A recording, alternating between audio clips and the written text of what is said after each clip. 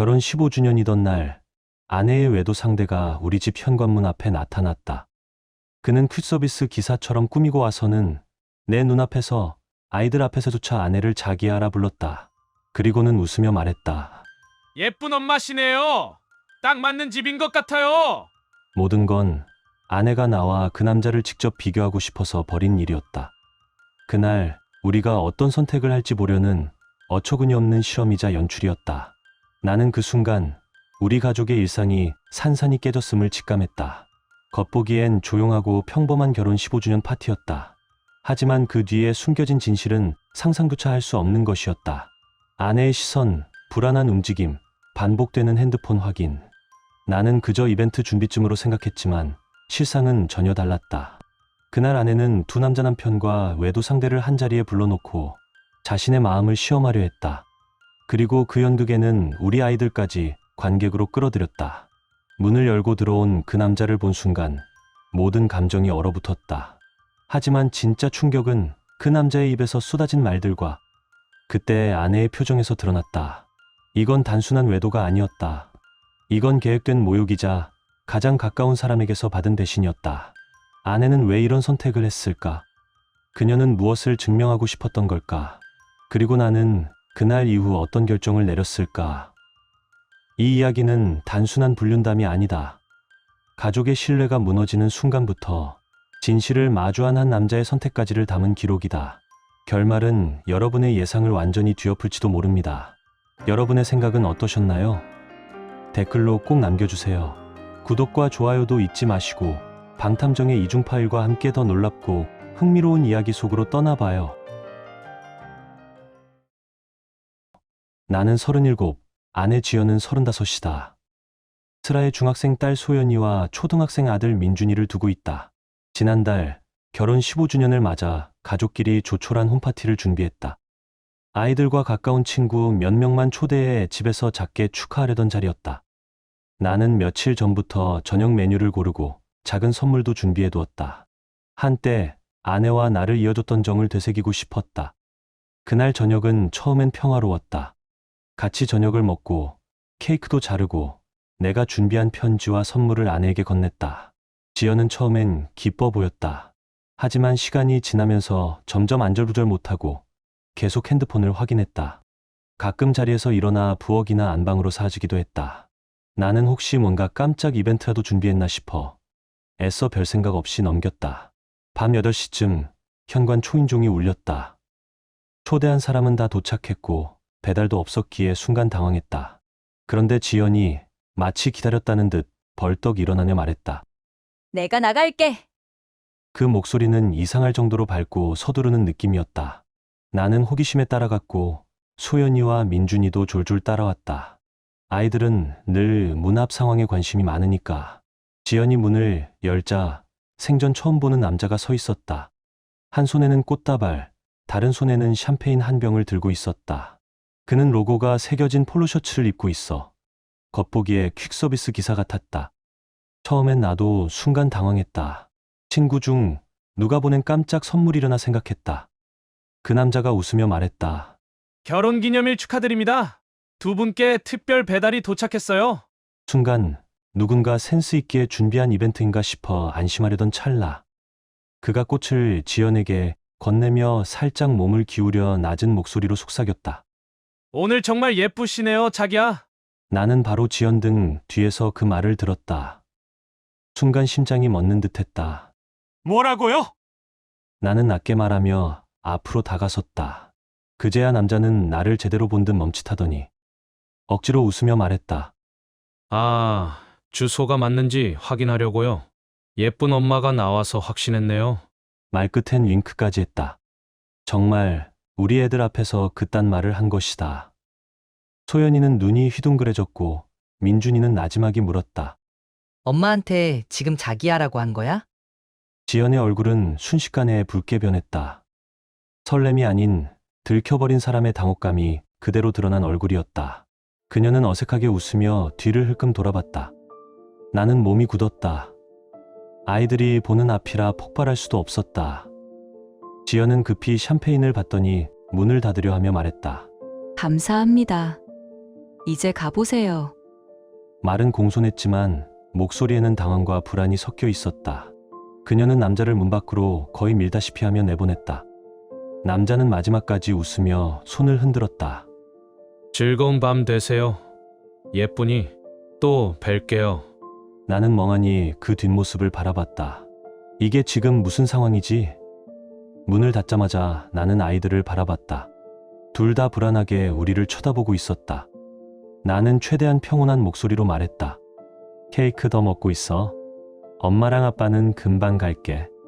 소연이는 묻고 싶은 게 한가득한 눈빛이었지만 묵묵히 동생을 데리고 부엌으로 향했다. 아이들이 사라지자마자 나는 지연에게 물었다. 지금 뭐 하는 거야? 저 사람 누군데? 지연은 등진 채 문잠금 장치를 쓸데없이 만지작거리며 내 눈을 피했다. 모르는 사람이야. 그냥 배달 기사야. 주소 차고 같아. 그녀는 빠르게 말하며 나를 지나치려 했다. 하지만 나는 한 걸음 다가서서 가로막았다. 그 남자 너한테 자기야라고 불렀어. 아이들 앞에서. 지연은 팔짱을 끼고 시선을 피했다. 그냥 이상한 사람이었나 봐. 내가 불렀다는 거야? 그럴 리가 없었다.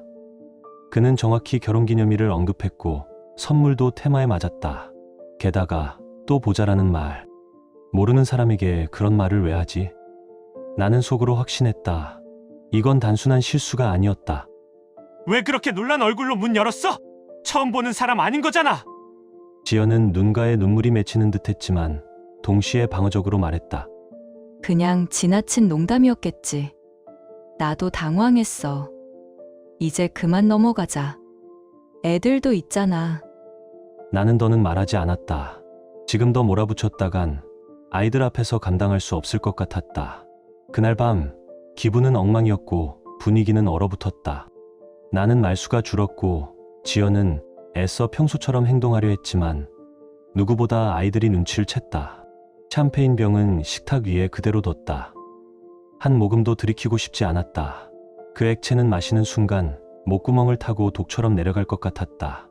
아이들을 재운 뒤 나는 지연과 단둘이 마주 앉았다. 그녀가 한 말들 나는 도저히 믿을 수 없었다. 결혼기념일 저녁 정확한 시간에 도착한 퀵 기사, 축하 인사와 꽃, 샴페인, 그리고 자기야라는 말까지. 그 모든 게 우연일 리 없었다.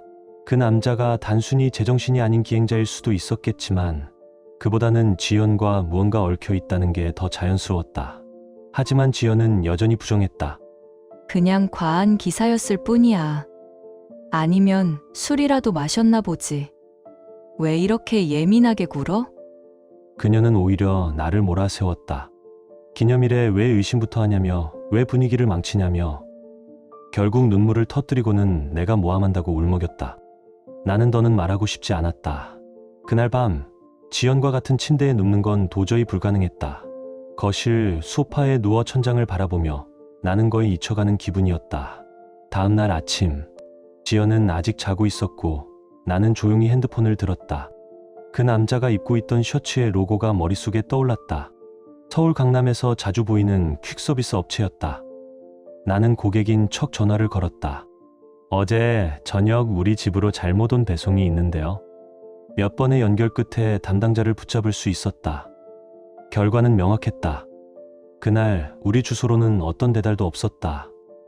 꽃도 샴페인도 아무런 주문 기록이 없다고 했다. 즉, 그 남자는 퀵기사가 아니었다. 그 선물들은 실수도 아니었고 목적 없이 들른 것도 아니었다.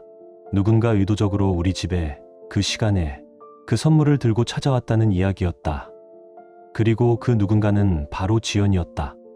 전날 밤 그녀가 얼마나 재빠르게 문 쪽으로 달려갔는지를 떠올렸다. 나는 곧장 방으로 들어갔다. 지연아, 나 할 말 있어. 지연은 아직 이불 속에 있었지만 내가 뭔가를 알아챘음을 눈치챘는지 표정이 굳었다. 그 회사 확인해봤어. 어제 우리 집엔 배달 자체가 없었대. 그 남자 너 알고 있는 사람이지?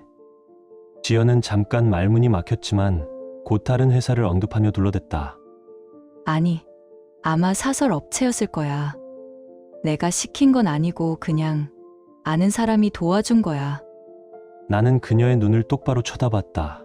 지연아, 더는 거짓말하지 마. 나도 참을 만큼 참았어. 그제서야 그녀의 어깨가 무너졌다. 회사 사람이야. 같이 일하는 도윤 씨. 그녀는 여전히 말을 아꼈다. 그냥 그 사람이 이벤트처럼 준비한 거야. 나도 재미있을 줄 알았지. 이렇게 될 줄은 몰랐어. 아이들 앞에서 그런 말을 듣게 하는 게 재미야. 나는 차분하게 물었지만 목소리는 떨렸다. 지연은 당황하며 손살에 쳤다. 그 사람이 그렇게 말할 줄 몰랐어. 원래는 그냥 선물만 주고 가기로 했었는데, 그런데 그렇게 끝나지 않았다. 나는 조용히 물었다. 요즘 내가 핸드폰을 그렇게 숨기던 이유, 혹시 그 남자랑 계속 연락했던 거야? 지연은 아무 말 없이 고개를 숙였다. 그게 답이었다. 몇 초 뒤 그녀는 울기 시작했다. 그리고 마침내 입을 열었다. 처음엔 그냥 회사 동료였어. 서로 고민 얘기하고 그러다 자꾸 생각나더라고. 집에 오면 공허한데 회사에선 그 사람이 따뜻했어. 도윤이라는 이름이 머릿속을 맴돌았다. 그녀는 말했지만 그 어떤 말도 내게는 변명이 되지 못했다. 나는 그 자리에 가만히 앉아 더 이상 말도 눈물도 믿지 않았다. 사실상 나는 고백을 억지로 끌어내고 있었다. 혹시 너 그 사람이랑 사귀는 거야? 지연은 고개를 저으며 말했다.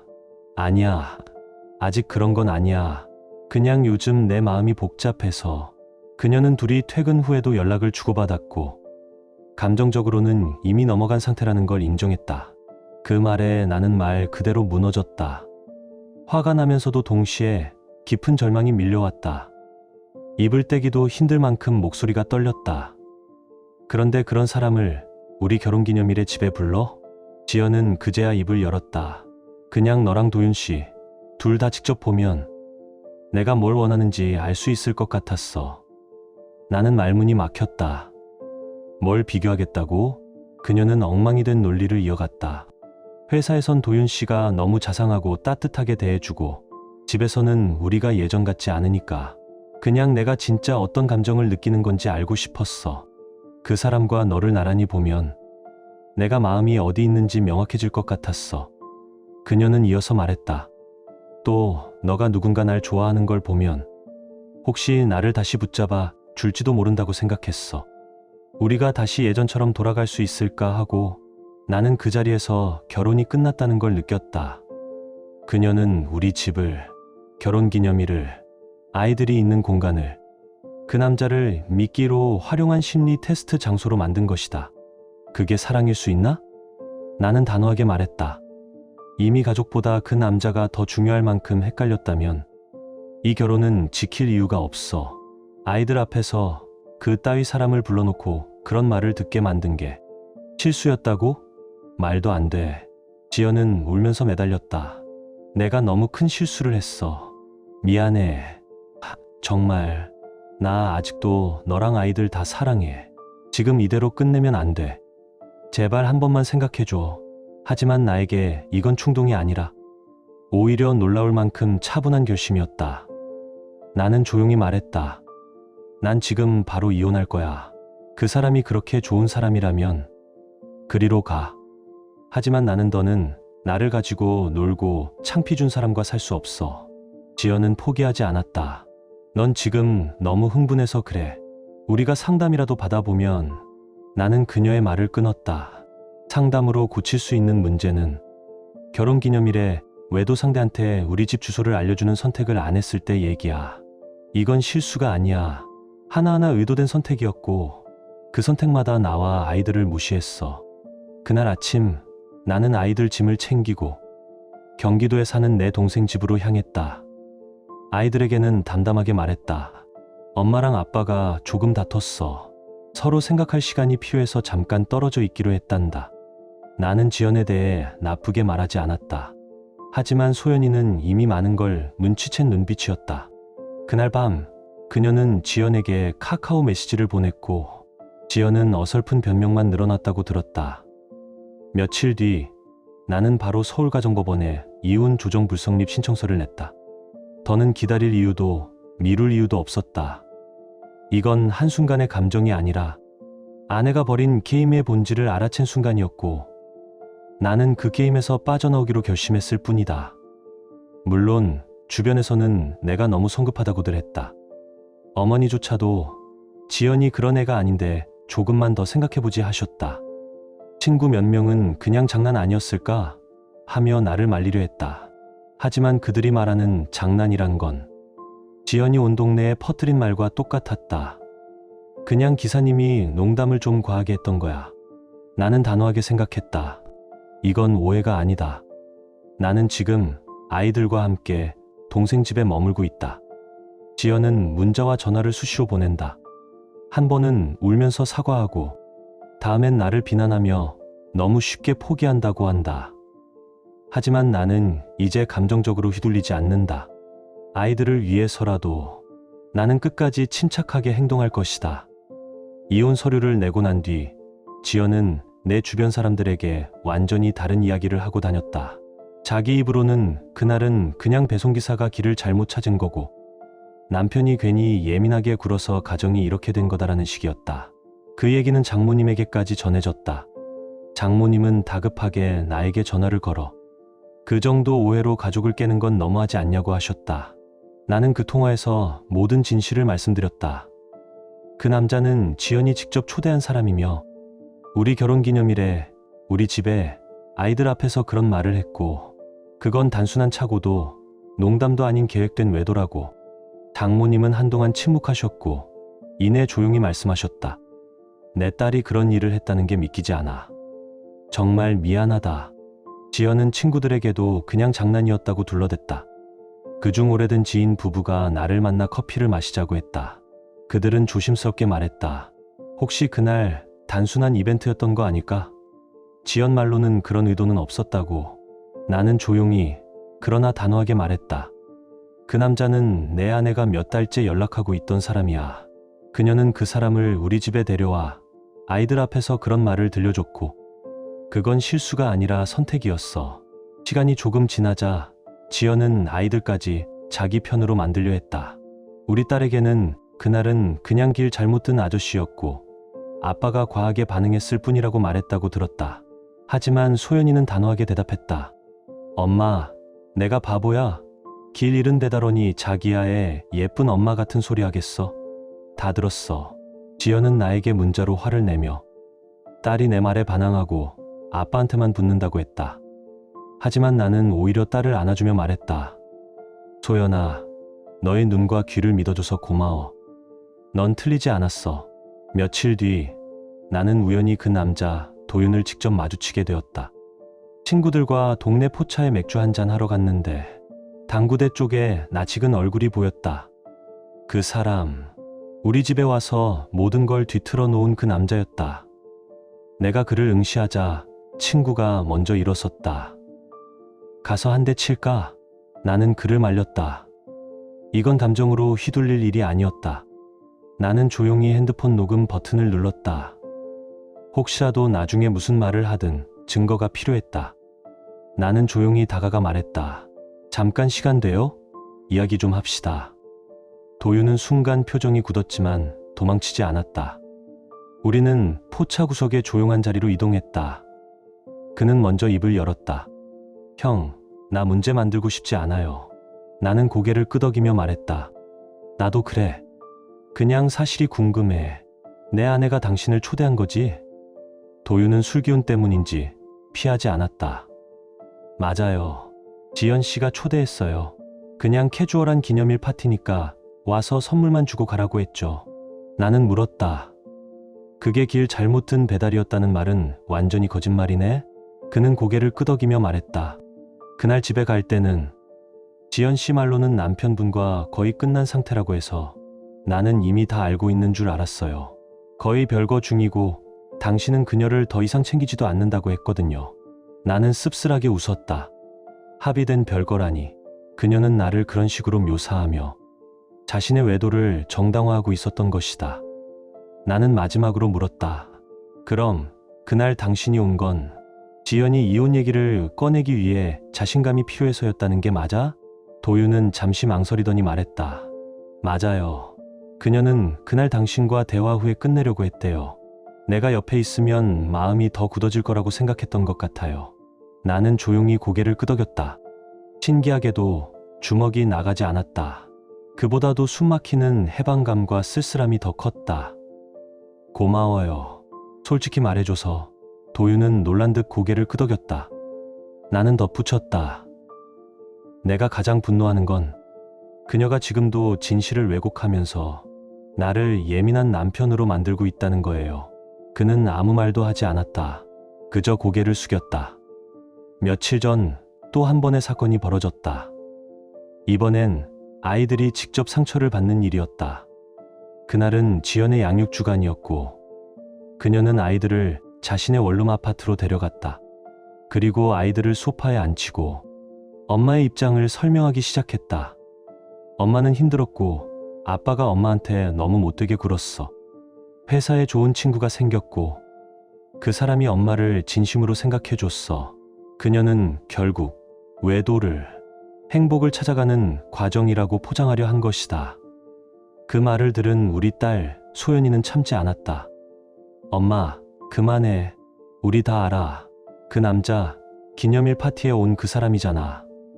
그 사람이 그렇게 좋으면 엄마가 가면 되지. 왜 우리까지 끌어들여? 그리고 아빠는 엄마한테 못되게 한 적 없어. 우린 거기 있었어. 다 봤어. 지연은 울먹이며 딸을 안으려 했지만 소연이는 몸을 빼며 말했다. 이건 전부 엄마가 만든 일이야. 아빠 마음을 부쉈고 우리도 다쳤어. 이건 누구 탓도 아니고 전부 엄마 책임이야. 옆에서 듣고 있던 10살 아들 민주는 고개를 돌려 나 아빠 집 갈래? 라고 말했다. 지연이 붙잡으려 했지만 그는 조용히 자기 가방을 챙기기 시작했다. 그날 밤 나는 아예 핸드폰을 확인하지 않고 있었고 지연에게서 온 메시지들은 늦게야 확인했다. 그녀는 말하길 당신이 아이들 마음을 돌려놨어. 애들이 나랑 말도 안 하려 해. 데려가라. 하지만 이미 상황은 끝나 있었다. 소연이가 직접 내 동생에게 전화해 삼촌, 우리 데리러 와주세요 라고 했다. 그리고 동생은 아이들을 내게 데려다 줬다. 그날 밤 소연이는 내 옆에 앉아 조용히 말했다. 아빠, 걱정 마. 우리 이제 괜찮아. 나는 딸을 안고 그 말에 울컥했다. 그녀는 어른보다 더 단단했다. 그 이후 지연은 계속해서 자신의 이미지를 회복하려 하고 있지만 나는 더 이상 신경 쓰지 않는다. 나는 변호사에게 도윤과의 녹취를 전달했고 필요시 양육권 분쟁이나 명예훼손 방어에 쓰일 수 있도록 준비했다. 장인 장모님은 내게 다시 한번 사과하셨고 아이들과 나를 계속 응원해주고 계신다. 지연에게 그 녹음이 있다는 건 말하지 않았다. 그녀는 아직도 사람들 앞에서는 아무 일도 없었다고 주장하며 내가 예민하고 과민한 남편이었다고 말하고 다닌다. 하지만 더 이상 그 말들에 흔들릴 일은 없다. 이제 나는 내 아이들과 나 자신만을 지킬 것이다. 아이들이 엄마 집에서 돌아온 날, 두 사람 다 표정이 어두웠다. 소연이는 아무 말 없이 방으로 들어갔고 민주는 내 옆에 앉아 조용히 말했다. 아빠, 엄마가 또 아빠 나쁘다고 했어. 나는 아이들을 꼭 안아주며 말했다. 아빠는 항상 너희를 사랑하고 너희가 그런 말을 듣게 돼서 정말 미안해. 나는 그들에게 말했다. 엄마도 지금 많이 힘든 상황이고 자신이 한 일을 받아들이기 어려운 것 같아. 하지만 진실이 아닌 말을 한다고 해서 그게 진실이 되진 않아. 그리고 덧붙였다. 너희는 엄마를 사랑해도 괜찮아. 하지만 누가 됐든 너희를 속이거나 상처 주는 사람에게는 단호해도 돼. 그 이후로 아이들은 더 이상 지연의 집으로 가고 싶어 하지 않았다. 우리는 임시로 양육 계획을 조정했고 지연이 우리 집으로 와서 아이들을 보는 방식으로 바꿨다. 하지만 그 방문조차도 짧고 어색하고 의미 없었다. 아이들은 몇 분이면 자기 방으로 들어가거나 밖에 나가버렸다. 지연은 나에게 도와달라고 애원했다. 아이들이 나를 밀어내. 당신이 중간에서 좀 말해주면 안 돼? 나는 단호하게 말했다. 나는 아이들에게 기본적인 예의는 지키라고 가르쳐. 하지만 그들이 겪은 걸 무시하라고 강요하진 않을 거야. 그건 너의 몫이야. 지연은 여전히 나를 탓했다. 당신이 아이들 마음을 돌렸잖아. 하지만 진실은 분명했다. 그녀 스스로 자초한 일이었다. 나는 그 어떤 과장도 하지 않았고, 오히려 아이들에게 가장 아픈 부분은 숨겨왔다. 지금 내 가장 중요한 일은 아이들이 안전하고 사랑받는다고 느끼게 하는 것이다. 나는 아이들을 상담 치료에 연결했고, 나 자신도 심리 치료를 받고 있다. 늦었지만 정말 필요한 일이었다. 시간은 걸리겠지만 우리 셋은 서로를 의지하며 회복하고 있다. 8개월의 소송 끝에 나는 지난주 정식으로 이혼이 확정되었다. 단 한순간도 후회는 없다. 돌이켜보면 처음 내가 내린 결단은 그 누구보다 올바른 판단이었다. 결혼 생활은 끝났지만 아빠로서의 삶은 이제부터가 시작이다. 아이들과 나는 아직 상처를 안고 있지만 우리는 같은 방향을 바라보며 걷고 있다. 지연과 도윤은 결국 함께하지 않았다. 그 남자는 상황이 너무 복잡하다고 판단해 관계를 정리했다고 한다. 그러니까 이 모든 혼란과 상처는 아무것도 남기지 않았다. 정말 아무 의미도 없는 짓이었다. 나는 더 이상 그녀가 무엇을 찾고 있는지 신경 쓰지 않는다. 이제 내 길은 아이들과 함께 진실된 삶을 살아가는 것이다. 끝까지 함께해 주셔서 진심으로 감사합니다. 공감하셨다면 구독과 좋아요로 마음을 나눠주세요. 그리고 응원의 댓글을 남겨주시면 더 좋은 영상을 만들 수 있는 힘이 됩니다. 그럼 다음 영상에서 다시 만나 뵙겠습니다.